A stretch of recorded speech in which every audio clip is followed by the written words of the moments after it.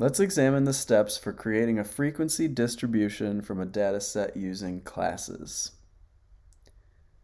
I'll go over the steps with an example to demonstrate. Step 1 would be deciding on the number of classes that you want to have. The number of classes should generally be between 5 and 20 for a good histogram so that patterns can be observed. But ultimately, the number of classes is up to you. Here, I see that we've got years of employee service as our data. There are 25 data pieces. I'm going to make 7 classes. So I'll write that down on the side here. Step 2 is to find the class width by dividing the range of the data by the desired number of classes. In order to do this, we're going to need to know what the range is, so subtract the maximum entry minus the minimum entry.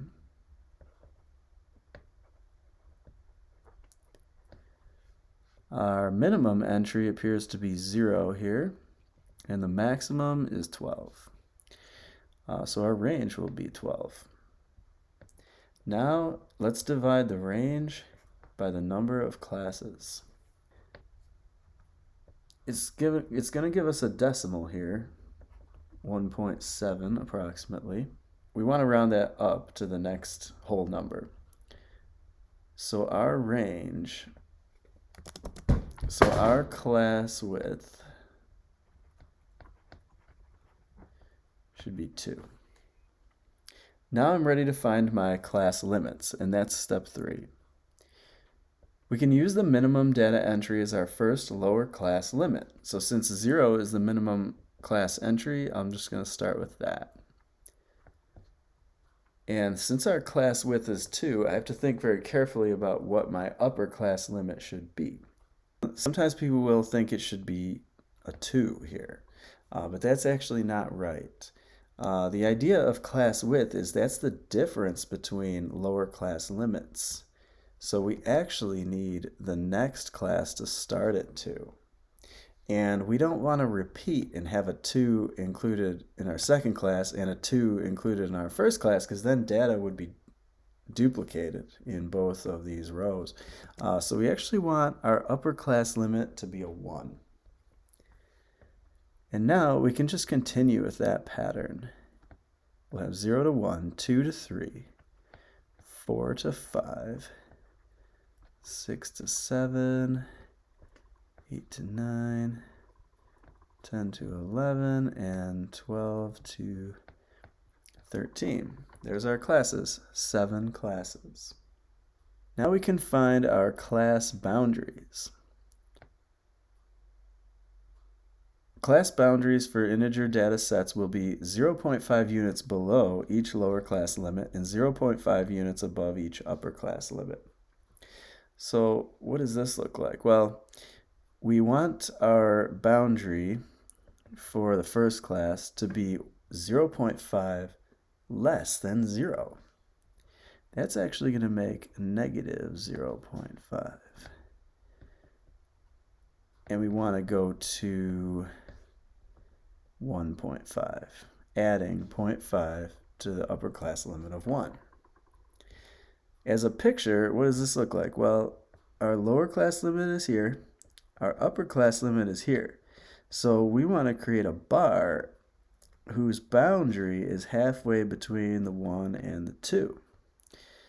And this will work well. So our boundaries are going to be these. And we don't know how tall the bars are going to be yet. All right, so we want 1.5 to 3.5, 3.5 to 5.5,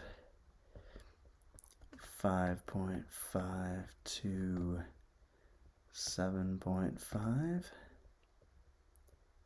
7.5 to 9.5, 9.5 to 11.5, and 11.5 to 13.5. As you can see, these are the boundaries: 1.5, 3.5, 5.5, 7.5, 9.5, 11.5, and 13.5.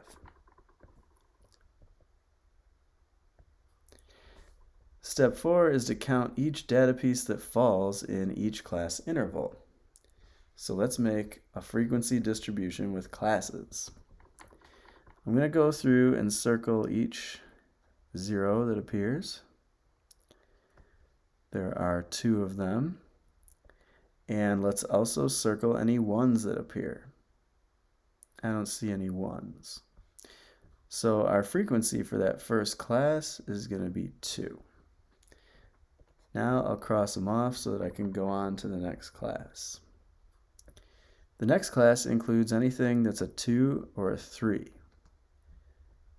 Okay, here's a 3, here's a 2, here's a 2, a 3, and a 3, and a 2, and a 3.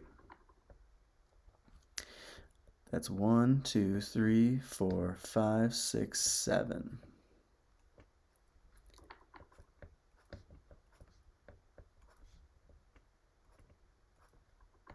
Okay. Now we'll go on to the third class. Anything that's between 4 and 5.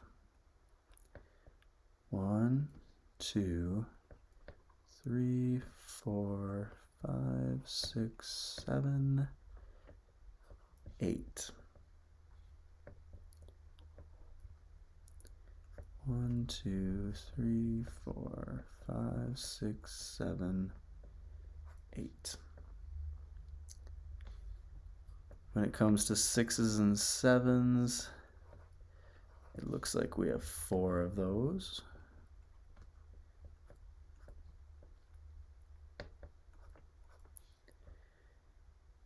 And for 8 to 9, I just see 1.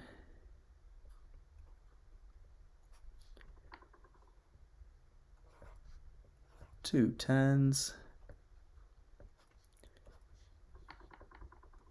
And 1 12.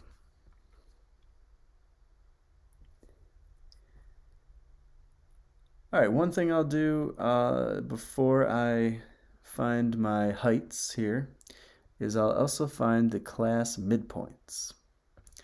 So midpoint for the first class just is going to be 0.5, which is halfway between the 0 and the 1.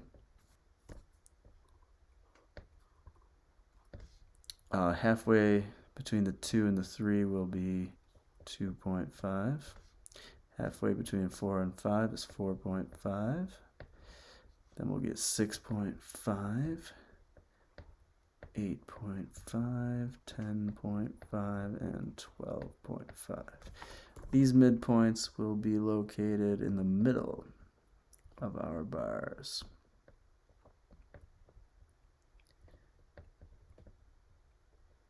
Okay, now let's see how high the bars should be.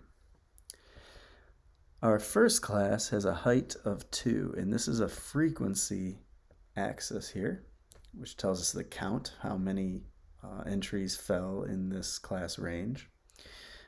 Our years of service is going to be our x-axis. That's going to be this here. So let's have our first bar have a height of 2. We can shade it in if we want.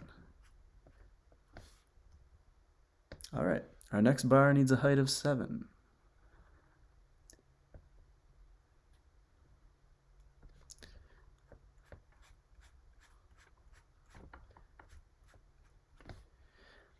Next, we'll have a height of 8.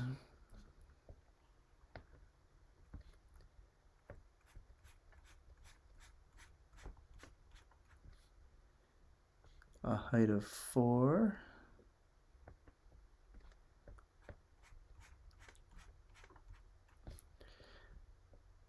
Then a height of 1, 2, And another 1.